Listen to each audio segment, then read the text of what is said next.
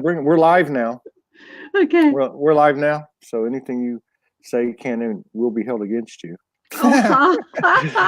Okay, let's see here. It's too late. I've said it all. Let me see. Where are we at here? Let's see. All right. Okay, here we are. All right, we got 3 people in so far. Let me check the sound. Grace Solaris. Grace Solaris is in the house. Oh, Grace. Hi. Yeah. Just saw your post. Beautiful. I can't wait. Oh, she's been putting out some amazing stuff. And I love it. I can't wait to get her back on. The first time she came on, she almost transcended right before everybody's eyes. She turned completely white, but it's always good having her on. Lainey Reed's here from Florida. Michael Van Patten, part of the Soulogy team. Debrielle Morgana's here. Morgana's always good to have on. Karen Starr, she was on the other day. We're going to do something again in a few days. Oh, yeah. Karen was awesome. I really enjoyed her. Yeah. Sacred Marriage. Show. Oh, my gosh. Her poetry. Yeah. Mary Cooper, Cotton Heart. That was a brilliant show the other day with her. Yvonne Spire, Candy Lewis, Debbie Smart, Kristen Skilba, Terry Bishop, Colorado Springs. There's a lot more people in here. Hello, everybody. Hi, everybody. They're coming in fast. So we have our second broadcast collaboration with our guest, Todd Medina, SOULSPEAKS 5D. This is our primary program on the Soulogy.1 network, which is still in the making. We're still moving towards our own independent site, and I appreciate everybody's love, support, contributions as we get there. And so let's go ahead and roll the show out. Sarah Adams has been doing the work for a long time. As we discovered on the first show, like so many divine feminines around the world, this is the year they step out. And we're here to support that at Soulogy. Welcome back. And I know you brought puppets. So I'm anxious to see what that's all about. But yeah, thank you for coming and sharing space with us and honoring us with your presence. Welcome back. Thank you, Todd. It's so nice to be here with you. Yeah, so much going on. That's an understatement. Eclipse. Oh my God. Yeah. Oh, wasn't it? And even from the first of the year, it's just been one thing after another, right? It has. Yep. So how's the ride been for you? I see your posts from time to time. I don't get to really scan everything and everyone, but I pick up the energy, and I've seen yours, which has actually been reflective of a lot of people's. It involves our work, our mission. There's been more clarity. There's been the ups and downs of being a human, divine human, stepping into the human vessel fully and accepting it, and also having to deal with the human stuff, such as money, children, all kinds of stuff, right? So how's it been for you, though? I mean, how's it been going for you, the last few weeks? And particularly gosh, I mean, since I saw you last, I'll kind of just do a recap. So I did this big online course, which I was really hoping would bring my spiritual healing business to the forefront and really bring me into a place where I could manifest and create an income doing what I love. And I still believe that that's in the process of happening, but it's been a deep dive into graduating and thinking, oh, now I'm just going to be ready to go forward. And it's just been like crash and burn into the depth of the core foundational, anything that lacks integrity in the core structure is just like going back for the deep root cleaning, right? Because this foundation that we're building right now is going to support a complex architecture, of fifth dimensional bliss circuitry of the new earth that has to ground all the way down into 3D architecture up to 5D. And so there's like no shortcuts. It's kind of like, here, let me bring out Einstein. He likes to talk about this. All right. Yeah, let's talk. I've got all my puppets right here. Let's talk to Einstein. Wunderbar, Dad, wunderbar. So much going on in the universe. We are building platforms of foundational layers, which can be very unpleasant because it's root chakra stuff. Root chakra. We are deep down in the dirty underground, but it will pay off later. Yes, all is well. Thank you, Einstein. Yeah, thank you, Einstein. And he's right. And you know, you said something a while ago, you know, so many of us, I mean, everyone knows we've been working and trying to launch the Soulogy.1 network on an independent site, free from, you know, the constructs of the matrix, and build a community based on a personal profile, just like on Facebook. But you mentioned, like, and this is absolutely true, that, you know, there's an integrity factor. And I think that word integrity actually is deeper than what we've known integrity to be. It's actually integrity of the process, you know, to include, you know, this is, and I'd like to get your perspective on it. It also has to do, because I'm like you and like so many others, we're like, okay, we get this, we've stepped into our role. I know what my mission is. Now, universe, give me everything I need. Bring it on. Yeah. But at the same time,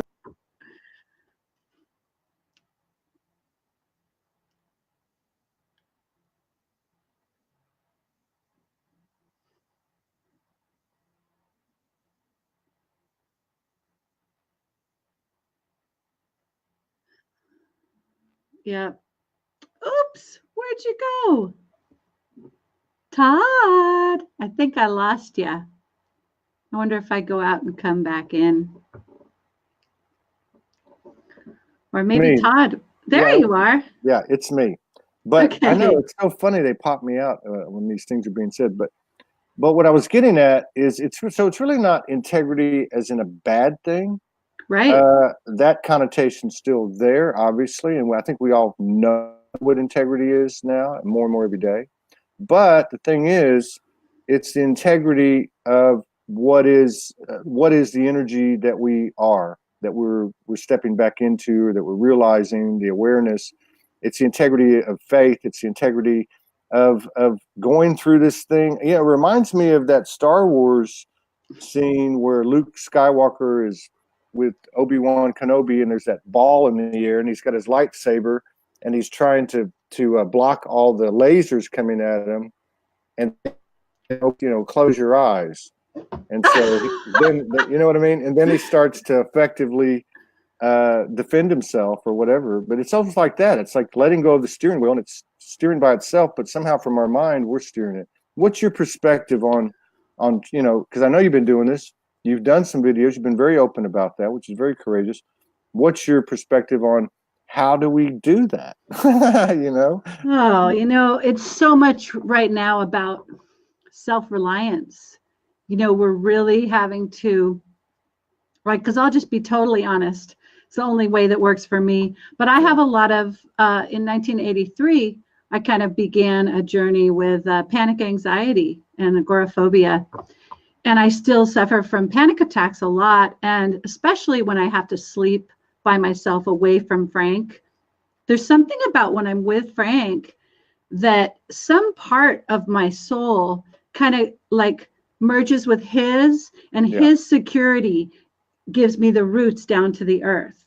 But right now I'm being demanded to find my own roots into the earth. And that parallels the process of Persephone in the underworld, in a sense, connecting to Divine Mother. That's the full handoff into the solar Christed feminine, is when my inner child can sleep at night. And just 2 nights ago, I mean, I won't say I failed, but let's just say I still am working on where are those roots? Like, where is the link up to Divine Mother? Because my rational self can be like, yes, I'm loved and I'm safe. But the inner child, right, that core primal root chakra terror has terror. It's terror. And that to be able to link to the divine circuitry of Divine Mother, so that almost like the thirst is quenched in that circuitry uniting. Yeah. And that's Yeah. what's demanded. We have to have the circuitry of Yeah. self-love uniting to be able to build the pillars of these ascension columns, which become the foundational bridging into new earth. And so those of us that are like primary path cutters for that entire bridge from the entrenchment to the depth of the third dimensional fear base to the height of dimensional, fifth dimensional love, or beyond that in the 12 dimensions, we're building the spectrum ladder. Yeah.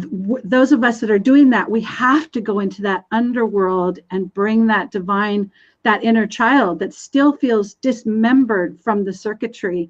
I mean, I'm laying in my bed 2 nights ago, just like, how do I make this connection? This part of me is terrified. How do I link this? And it's a very visceral, physical. It's a very, like, I'll know when I do it, because immediately the panic stops. And I've done it 1 or 2 times in the depth of that darkness. But most of the time I come running home to Frank and just like, oh God, I stayed a night. I did it. I don't want to go back. But these times are demanding that circuitry link up for good and really come in. And it's just gnarly. I love it's gnarly. It's really gnarly. I'm having a hot flash just thinking about it. Right. But there's been a lot of congruency. I've been saying this for days on these shows the last couple of weeks. There's been a lot of things being said, experienced, expressed that are there's just a lot of continuity and what people are saying and feeling and experiencing. So one of the things that jumps out at me too about what you're saying is the word circuitry, because that is kind of a 5D image thing, but and I don't think we have to like really explain it, because it kind of explains itself. It really circuitry, is the best word that So it's like a circuitry that lights up with all these different lights, and it's like the Tesla's coil or something like that. And the other thing I really like about what you said is the metaphor of the bridge, because so many of us have the same story, and that was that we were entrenched in a very illusionary 3D kind of thing. Traumas came, we woke up, we had this direct link to the higher dimensions, and we're like, oh my God, I'm getting all this badass information and all these things that's coming into me. And then comes, bringing it down into our human experience. And so it's almost like, right. Sorry, so had to respond. So okay, my puppet wants to talk to you, but go ahead. I'm sorry. No, I was just going to say, so it's almost like it's like I see it like that bridge is like a rainbow, right? So it's almost like we have one end of it, and we know this experience to the nth degree. Yeah. Then we have the other end of it down, because we have the connection. And it's like, if you ever seen a rainbow where the bottoms are clear but the middle's not, it's almost like we're filling that part in, Well, we definitely are. We definitely are filling that middle part. But my pig puppet, I'm in a funny mood today. It's like, good. That's the way. Hey, here we go. How you doing? It's so nice to meet you. Yes, Sarah gets a little scared, and so do I. Sometimes I need to cuddle with my friends in the barn to feel safe, like Lammy. Let's see, Lammy's a bit harder for me to maneuver. Let's see, but she makes cool noises. Let's see. Bah, bah. Hello, Todd. How are you? I'm Lammy. I can't make her good noise. Well, whatever. What is that noise? Yeah, she makes a funny noise if you squeeze her, like, but she's not doing it now. Oh, there it is. No, this is there's so much wisdom and humor. This is how I balance some of the depth of the gnarly stuff is with my puppets. I am doing a children's online music community, and we create episodes every week, and we go places. It's like Mr. Rogers' Neighborhood, Yes, Todd, we go places. We interview our friends and musicians, and the animals come. Yes, it is lovely. It keeps us sane. It keeps me sane. That's what we all need. A little bit of that.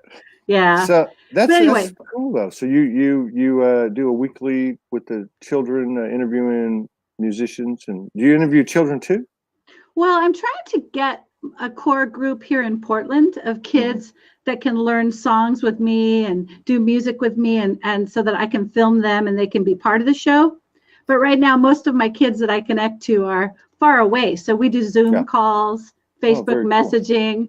But yeah, it's just about bringing the family together, you know. And I met a couple of people from Portland. You know, Danny Picard. Do you know Danny Picard?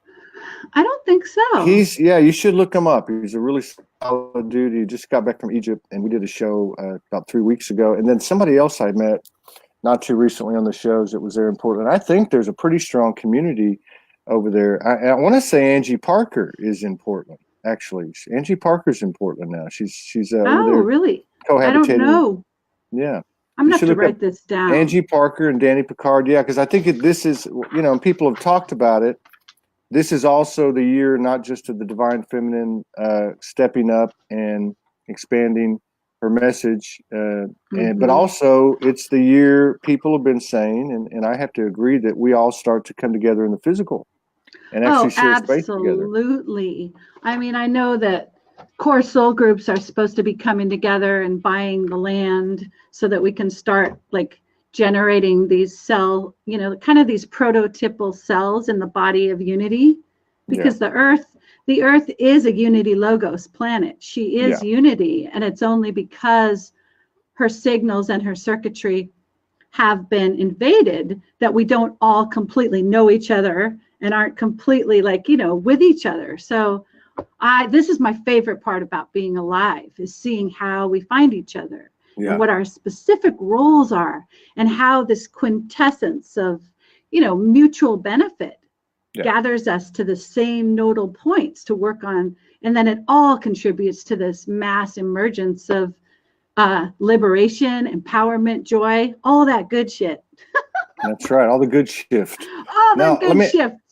I know you get a lot of pure intel. I know you got a main line there, and with that comes blessings and burdens. I must add that. So anyone out there that does, don't feel like you're alone. But what was the eclipse to you? That we had the eclipse around the 6th, the partial, and then we had that incredible one on the 20th or 21st. There was a lot of stuff going down. There was a lot of things happening. Let me think back. January what did you pick 6th. Up? Yeah. I'm sorry. I'm just saying, up into a few days, 3-4 days ago, there seems to be a totally different, distinct, different energy or air. There's just like something has changed beyond anything we've felt over the last 2 or 3 years with Lions Gates and eclipses. This was the end of an 18-month eclipse phase, and that was the last one, and it was an incredible one. Did you receive? What was that experience like for you? Did you receive any intel? What was it like for you personally? What jumps out for you? What's interesting is I know that those of you guys who receive intel in the moment, what it's like is like you receive a wave of it and then you don't even remember the next day. It's, it literally embodies you and moves through you. And then, but one thing I do know is on the night of the eclipse. Oh, wait. Okay, let's start a week before the eclipse. I know it was on a Thursday, don't know the exact date, but there was a real bridging into the new earth that happened. Yeah. And I think Grace Solaris or Yukia Azura Sandara was talking about the Big Island and the Golden Dolphins and Syrian Pleiadian. Yeah. That day was massive. That was like the prep for the eclipse to me on that day, because it felt like my Aquafairy genetics were completely merged with my human self, which was very traumatizing. But the link happened all the way down through my body. And I was like, ah! It was very scary. It was really Was it like overwhelming, as in when you say scary, like just for the human aspect, your human aspect, because overwhelming? The Aquafarian genetics, I'm learning more about it.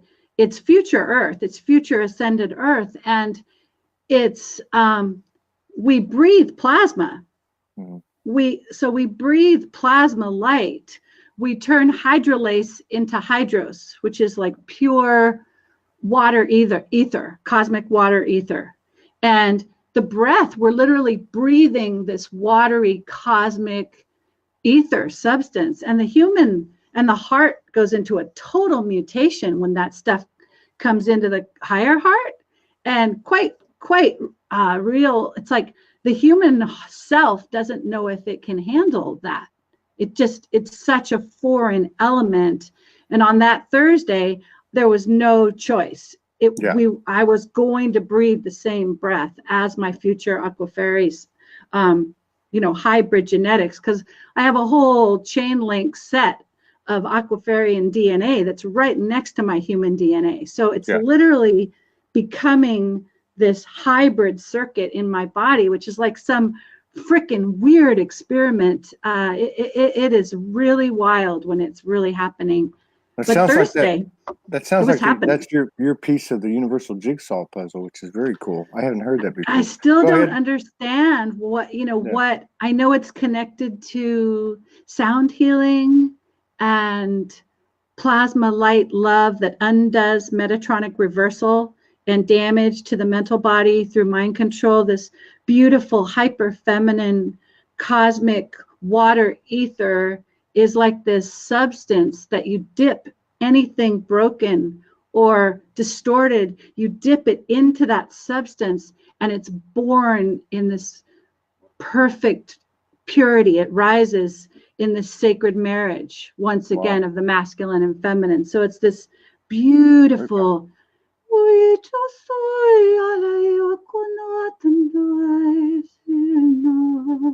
like a pool of watery. Do that a little bit longer. Okay.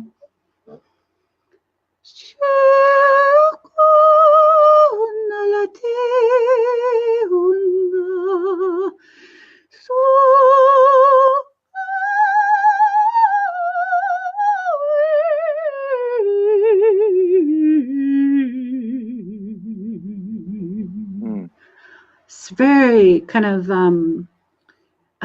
like things are mutable. Like it takes metal and turns it into this liquid primordial substance that goes into the 0 point and then rebirths it into the state. So that's the gift of those genetics. But God, the difficulty of living as it's just unbelievable. That's it feels like very, very much a galactic, cosmic, alchemic type of thing. Right. It's pure. It's like the pure vibration of freedom. We swim and we fly through a watery substance called hydros. And so that's why very difficult to be in the 3D construct of get a job, go to it, be connected, be in the system. It's excruciating. And yet the money hasn't been here. So I literally am between this holding of these freedom architecture while being just totally struggling on in the survival. So it's really been hard, but I'm hoping that can change, that they can come together in beautiful flow. It's here. You mentioned, I want to get back to what happened as you went into the eclipse, but yeah. I have more to say about that. Yeah, for sure. But I want to sidetrack for a second, because you mentioned Syrian and Pleiadian, and I have to throw in Arcturian too. Those three seem to have been very, very prominent during this time, and seem to be more, I don't want to say a leadership role, but it may be more of a prominent role in communications with us here on the Earth.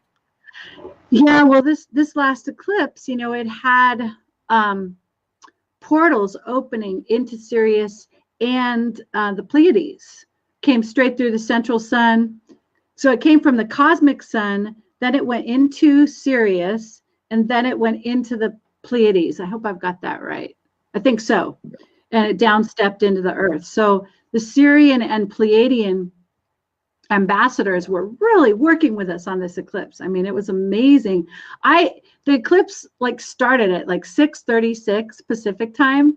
At 5:40, I was making pizza, with my husband, and I literally almost fell to the ground because all the teams were gathering in the cosmos, and I was pulled out of the body. It's Frank had to finish the pizza, I just went straight to the couch and It's just went like, it's like being married to yeah.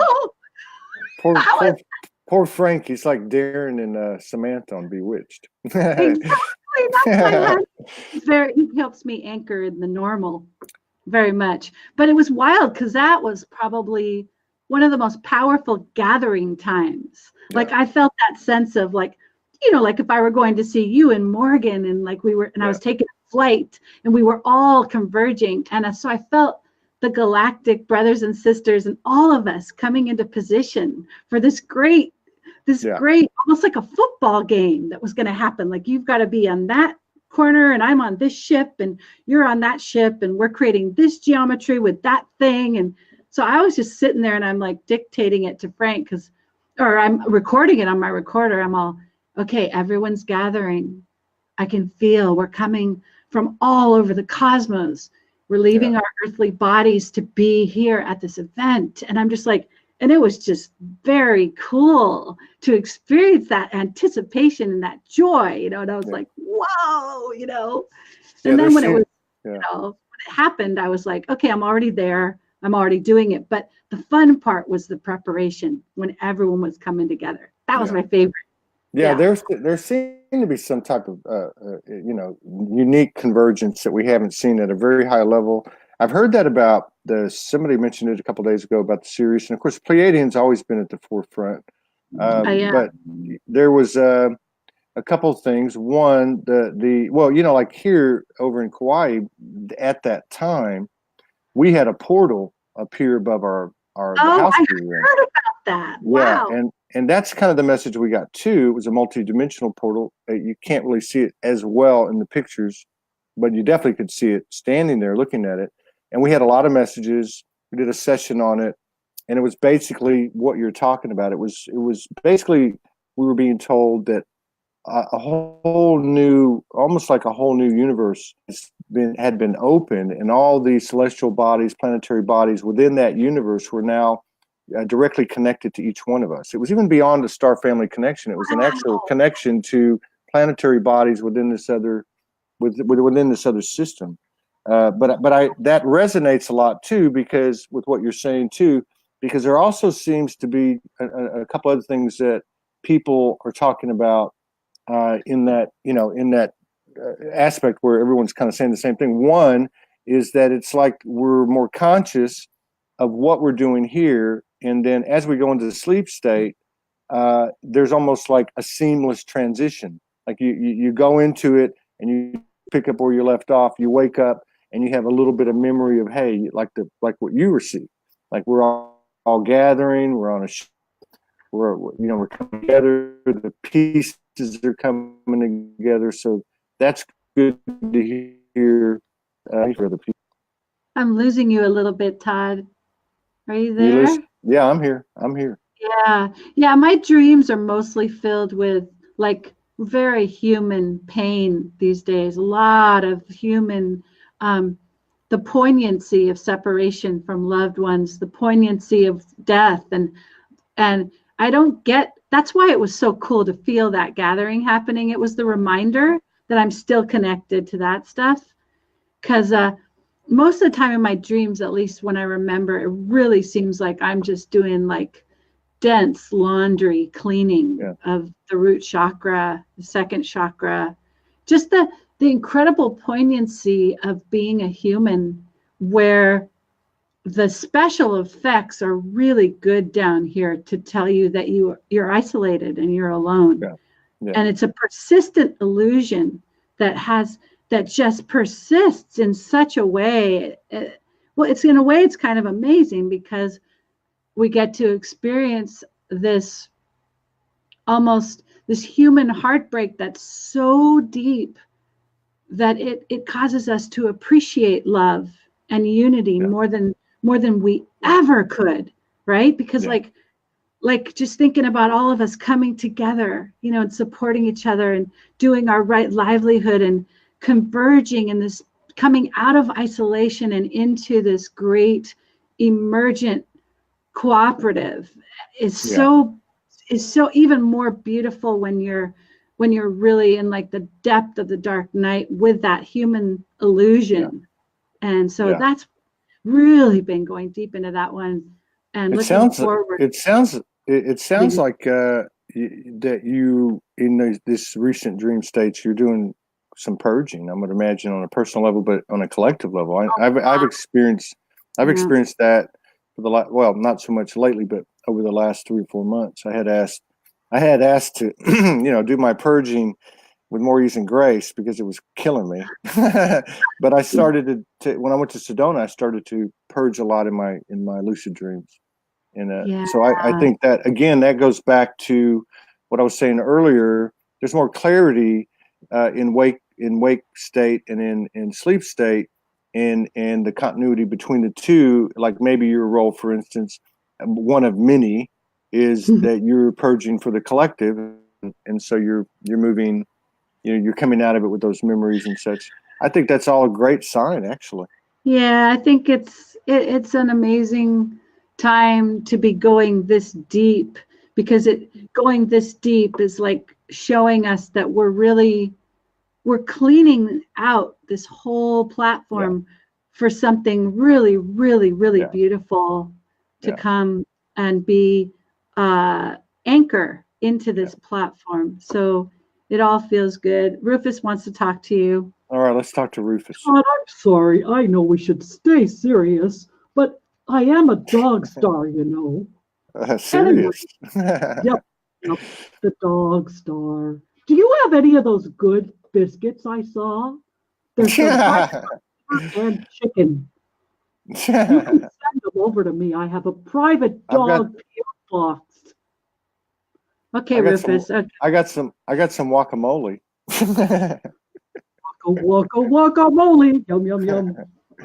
Okay, Rufus. Thanks for saying hi. Sure. I love these sentient friends that we have. Oh, I know. This is like my family. When Frank's at work and I'm lonely, I have my entire 7 puppets here, and they chat with me. I chat with them, and well, Todd, I'm the granddaddy of the whole troop. My name is Gus, Slimy Gus. Okay, Gus, we don't want to take too much of his time, but no. I love to meet you. I'm very attached to the toads and the frogs. That's a long story. Oh, and then here's your totem. Let me see. Hello, Todd. I don't really have a voice for the dragon yet. I am. What should my name be? I am new. I am Dragon. Let me think about that. Yeah, do you want to name him? Or it could be a her. It could be a her.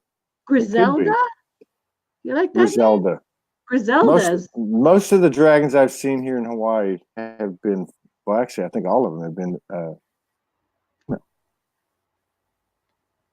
very powerful. The female dragons are coming back. I need some fire in that tongue of yours. Okay. Let me ask you about your because your harmonics, your light language harmonics, are very unique. Where does that come from? Is that affiliated with any particular star system, star family? It's more just I don't get total specifics. I know that a lot of my code is from Andromeda, because future Earth is in Andromeda. So, and that's where the Aquafarian code comes from. So I'm assuming that this is really sort of the Andromedan Aquafarian. It's whales and dolphins. It connects with the sonar. And it's just, I remember, I don't remember what year it was, but I think it was February 2013 when I started really feeling the pristine healing of the sounds from my own heart. And it's something that is so far beyond anything cognitive. I don't, it's more just the sense of the language of my love through sound. I don't Yeah, know. If that's what I pick up from it when you do it is there are no words with it. It's just this, yeah, it's like a healing harmonic frequency. yeah, You I know, the mean, like message, it's kind of like sometimes. yeah, Oh, sorry. Yeah, sometimes I no, chant in tones, you know what I mean? And I do light language, kind of like Yukia. I was listening to hers, and I think that's some Lemurian in there. Like, Akurusunakam shayatunayatam kurate serete nakuramasa. Eukulu marakasundreti shinderena fradan serete kenanatahayatu nakuratam saratanehekina. And that's very much weaving. It feels like the guardians are kind of weaving these kind of web of light, kind of. And then there's like some real African, and there's like Native American.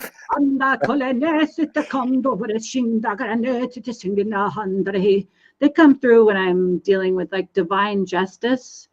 I'll get these really strong, like Native American, indigenous, tribal and the kind of African one energy. strikes me. That first one that you did reminds me of Yukia, but also reminds me of Shakara Tasha, my friend from Oh, Sedona. yeah, Hers is very similar. It's a mix of melody with the light language, which yeah, again, these are things which reminds me a lot of what you said about receiving a transmission. Is that so much of what we receive? It's like we don't need we don't need to explain it anymore. We don't need the words. We just know that it came in, and it's embodying. yeah. It's which is what these type of transmissions, to me, they feel like is there's a message in them, and I don't have to know what they are. They just you just kind of sit back and let it permeate through you. Yeah, it's like a cloak of divine love, that it's like a divine mother's love song to her child. That's Yeah, kind of what it feels like. It's just like water, like when the wind blows and you feel that yeah, divine mother energy, like her cloak in the wind coming. yeah. That's what that sound, it's like soothing my inner child. And on that note, that because obviously you have a strong feminine frequency. You obviously have some galactic memories and connections and such. Do you Yeah. have anything? Does anything resonate with you, or you have an affinity for anything in terms of the feminine that is, and I don't want to say that the more traditional divine, the Magdalenes, the Kuan Magdalene Yin. codes. The Magdalene codes are so much a part of Aquafaria. That's the Andromedan code. So I'm very connected to Magdala Yeshua code. That's my code. Definitely. Yeah. And I love it so. I've read some stuff on where that has a link to Sirius or through Sirius, maybe, I don't know, and It does. Pleiades. Yeah, it does. It started in Andromeda and then went into the Sirius star system, and then Pleiades. But yeah, it all started in Andromeda, really. That's where Magdala and Yeshua and kind of the origins. I mean, there's I don't know, there's so many different contributors to the human race. Absolutely. Yeah. And so many different star systems. But I think like the whales and dolphins, aquafarians in the form of whales and dolphins came to seed life on the earth from Andromeda, but they came through Sirius. Yeah. And then they gathered a lot of Sirians to help. Yeah. So it's this beautiful planetary allegiance. So, star system allegiance that we're all so much a part of. Yeah. It's interesting. Over the last 2 or 3 days, I've had, because I've always had a link, I think originally that's, the first one I was aware of, because I didn't have any type of galactic connection at all, really, my first 3 or 4 years, but it was serious. And then over the last, 3 or 4 weeks, I kept seeing Orion's belt and sword, Aldebaran, star system. And then, of course, it points right to the 80s. And I kept seeing Sirius, Aldebaran, in the Orion Belt, and then Orion Belt, and then Pleiades. And so I kind of saw it like that. Like it came that way. It came into Sirius. That was like the big headquarters, the hub. Everybody put the plan together. And then it went over to that direction through the Orion's Belt. And of course, Pleiades, seems to be the most direct connection. And the interesting thing was that Aldebaran, which is the eye of Taurus, it's called Alpha Tau, is actually in the indigenous cultures it's the light that cast on to the Pleiades for their births. And of course, indigenous are all directly linked, from the Dogons to the Hopis to those Morgan and I were talking about last night, are all directly linked to Pleiades. They all cite the Pleiades. Yeah, my friends who channel a group of angels called the Angels of Divine Grace, they tell me that the style of my soul is very Pleiadian. Yeah. It's I have a part of me that serves on a Syrian council, which is very intellectual, but the healing of my soul in this lifetime is very, very much connected to the pure, playful, joyful essence of that Pleiadian. Even though that Syrian part of myself, boy, I can get analytical and intellectual, but it's like in this lifetime, it's like the inner child is so active that it's all about this embodiment of the joy, right? Yeah. Which is more supported by the Pleiadian and Aquiferian line. Yeah, that feminine energy, obviously, it's like they had the direct role to implant. Because if you look at all these original cultures, they did. I remember when I was in Sedona, and they had a bunch of the natives there were doing a dance and a ceremony, and there was one lady, the grandmother, and it's like one of them told me, hey, there's a lot of chiefs, or there's this and there's that, but that woman right there has the last word. So and then you hear about also some of the natives had a council of women, and so the men kind of ran it, but if there was a decision, they always took it to the council of the grandmothers. So that whole thing makes sense, because that did actually make it through as a common denominator, common thread, hidden wisdom, whatever you want to call it, through the entire evolution of our culture, even with the interference of Christianity, which, basically suppressed the women and the other major religions, by design. But we made it. So that's exciting to me, especially now in 2019, as so many of you are stepping up and saying, hey, it's time to shine. It's time to step up and take our proper place, because really you guys are leading the way. Yeah. And there's a lot of, as we're stepping into our power, there's a lot of lifetimes that we're having to kind of come to, what would you say, karmic neutrality with. And that's a big thing for me, is having abused power in my past and really forgiving those, you might call it like a Metatronic reversal spiral of negative ego, basically. And realizing, okay, now as I take up a mantle of greater service, as I step up to claim my power, and that I'm doing this with mind-heart connection, with love, wisdom, grounding, so that I do it now in a way that is truly of highest service instead of misleading. But really, really to always answer to the unity logos, the great dreamer that benefits all of us, and to be a finger, in that hand, and know that I'm not really that I'm really more of, I don't like the word puppet, although my puppets are fine, but I mean that I'm more of an instrument You're not a puppet. through which the song is actually playing. And I always defer to listen to the director of that song that is so far beyond my human person. So there's that.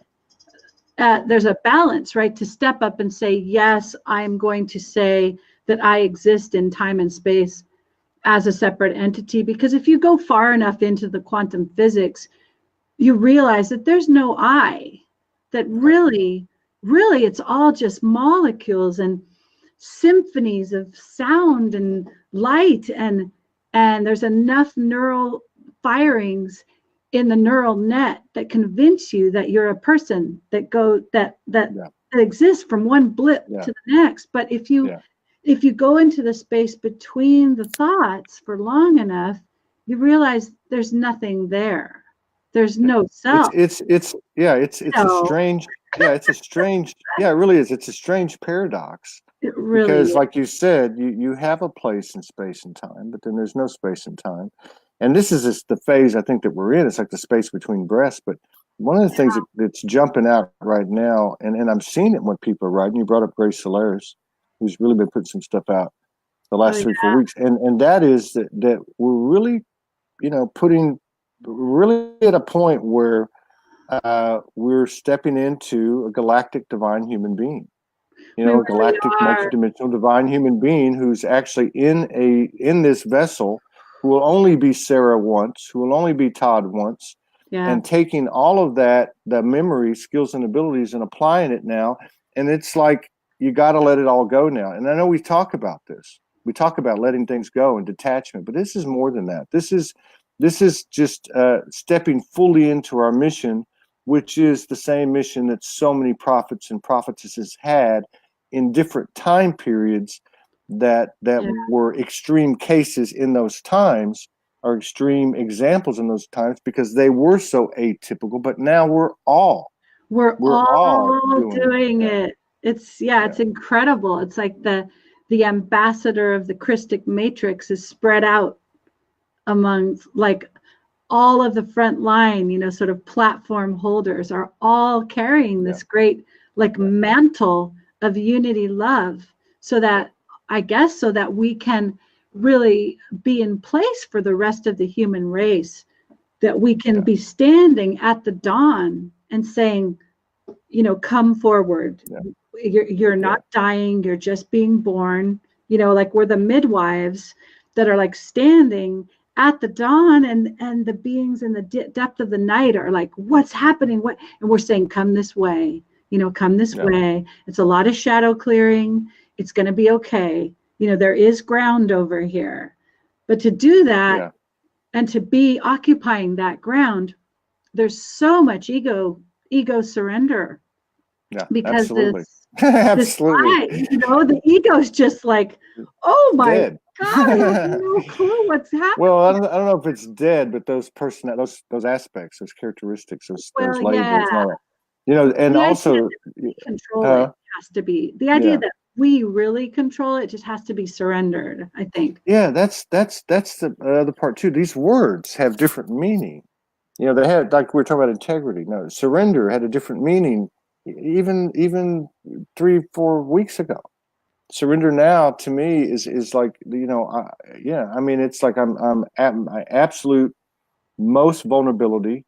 I surrendered totally, and yet it's like being powerless and being powerful at the same time. It's like the human can't get it. The brain can't get it yet. You know what I mean? It's just like, I love what Nikki Hammond said the other day. Nikki Hammond said, there's the mind, heart.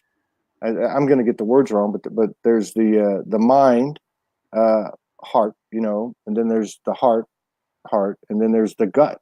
I think we said it was the mind, the heart mind, and the gut mind.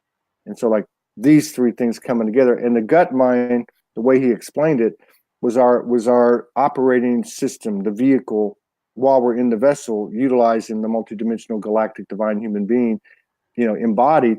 that was like our I don't say steering wheel, but that was our director. That was our transmitter, I guess. Yeah, it's And I like guess the GPS is in the solar plexus, right? That's like our GPS ultimately. Yeah.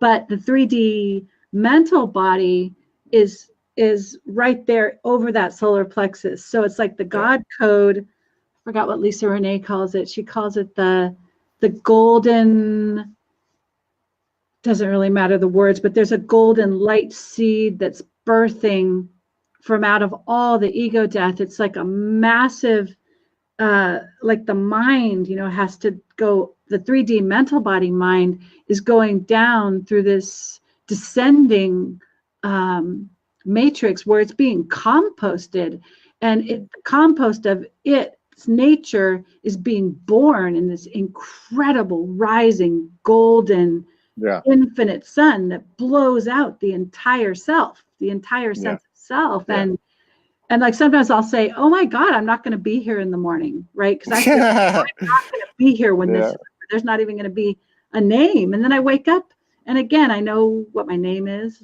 and I'm walking around. Yeah, exactly. That's what Morgan says. You wake up and it was just a dream. And it starts all over, It's that crazy paradoxical teaching that it's being in the center, really. I mean, I know we talk about it, but we're getting these at higher levels of awareness. I don't want to run out of time. Yeah. I wanted to ask you something, and then request something of you. One is, how do you see now?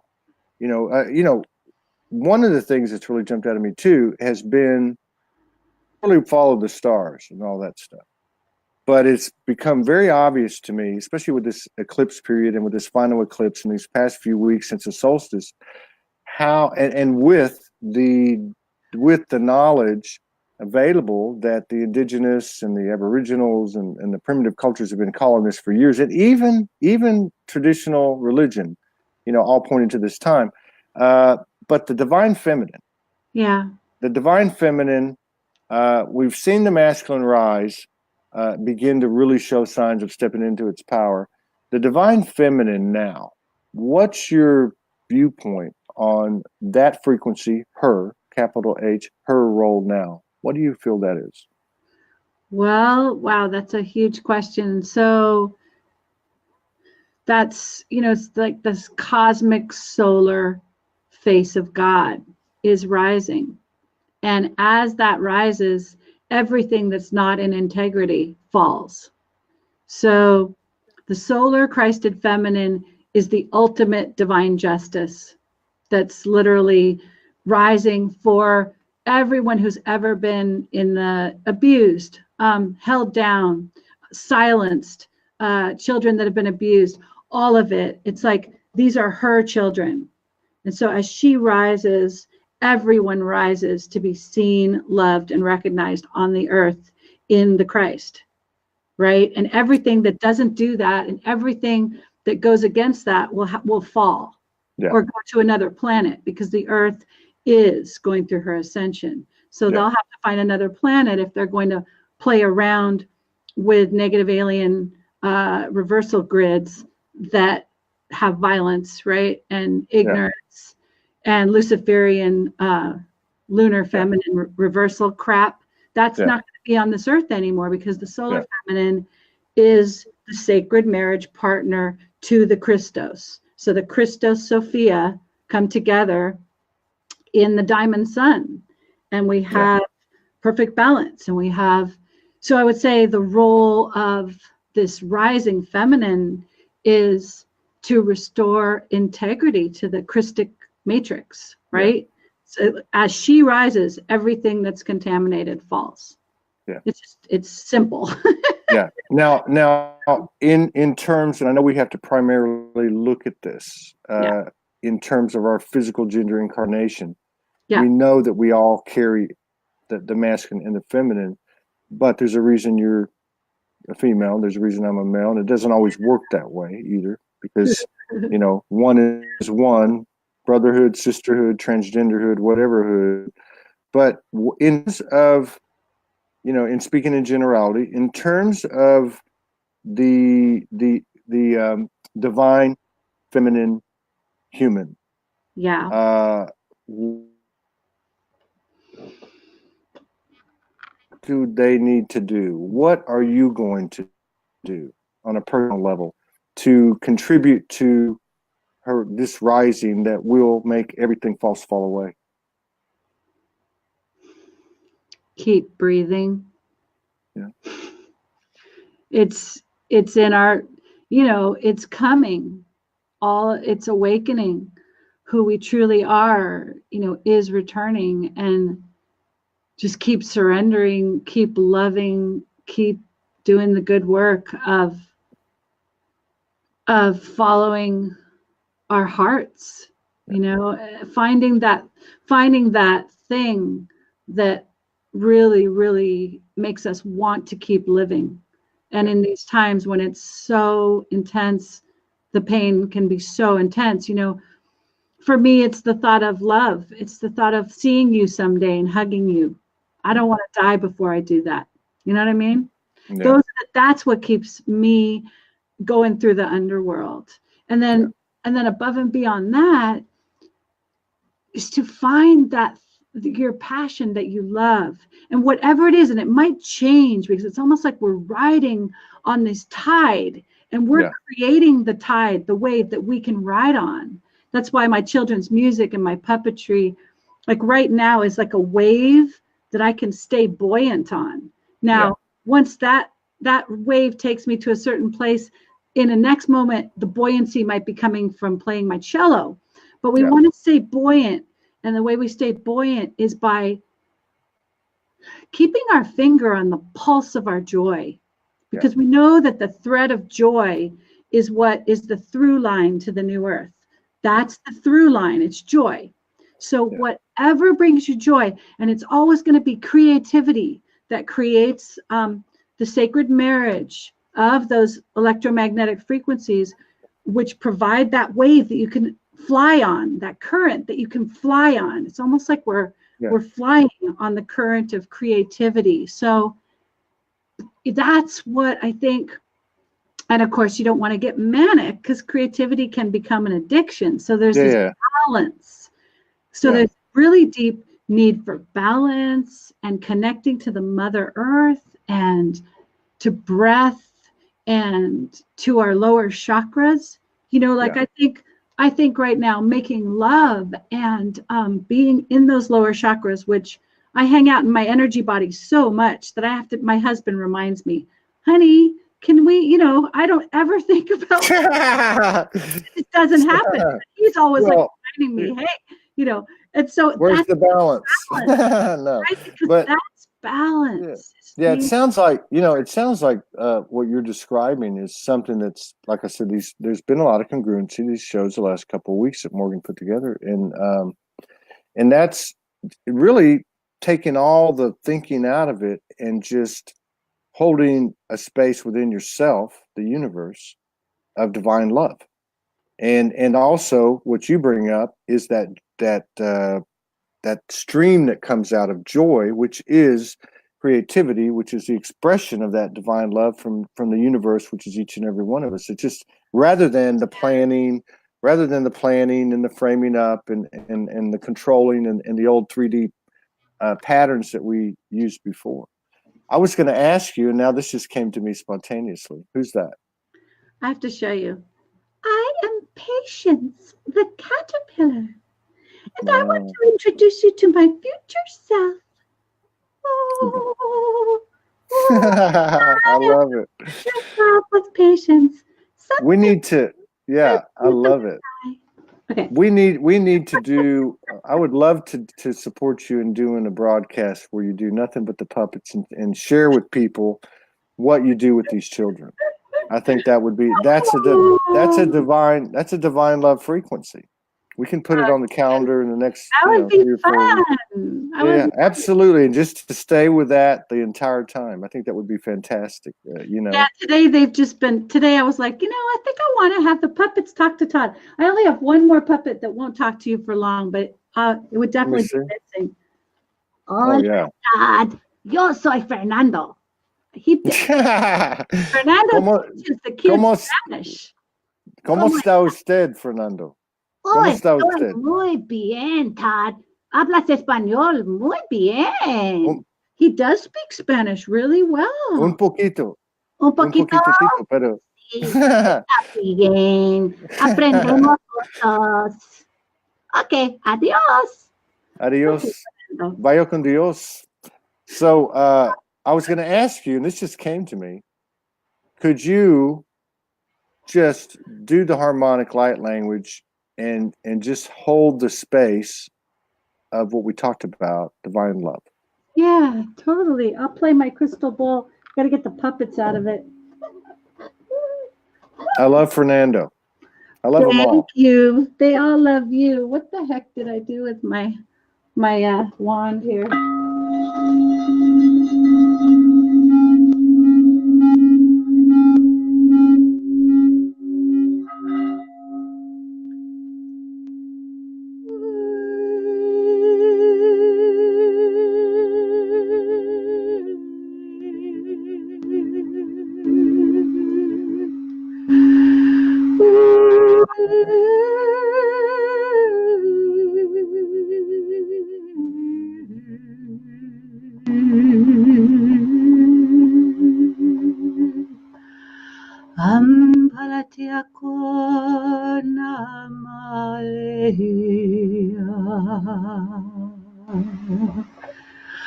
I shall make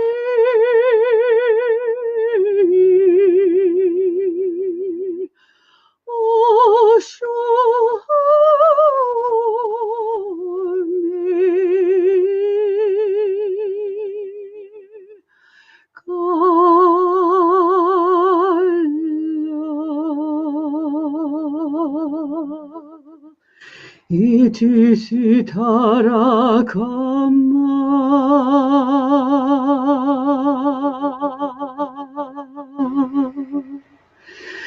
Wow. What a way to go. I'm not sure if she's still going on. Let's see. Hey. Way to go. Oh no, she's still going. I can't hear her. Oh, you don't hear me? Did I? I can't hear. I can't hear you anymore. Let me go out and come back in. Okay. I lost him.